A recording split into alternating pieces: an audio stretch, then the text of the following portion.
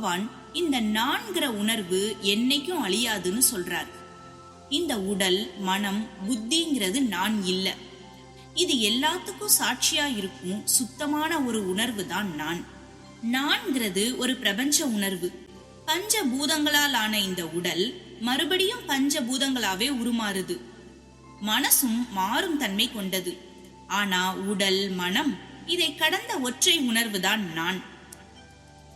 துக்கம்ங்கிறது நம்மளை இந்த உடம்போடையும் மனசோடையும் புத்தியோடையும் தொடர்பு படுத்துறதாலதான் வருது. பகவான் கண்டினியூஸா சொல்லிட்டே வர்ற விஷயம், அர்ஜுனா, உனக்கு துக்கப்பட, வருத்தப்பட எந்த அருகதையும் கிடையாது.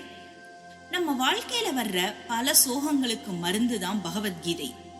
இந்த ஜீவன் பிறக்கிறதும் இறக்குறதும் சமுத்திரத்துல ஒரு அலை கரையை தொட்டுட்டு போற மாதிரி தான். எத்தனை முறை நாம ஜென்மா எடுத்தாலும் இந்த ஆத்மா அழியறதே கிடையாது.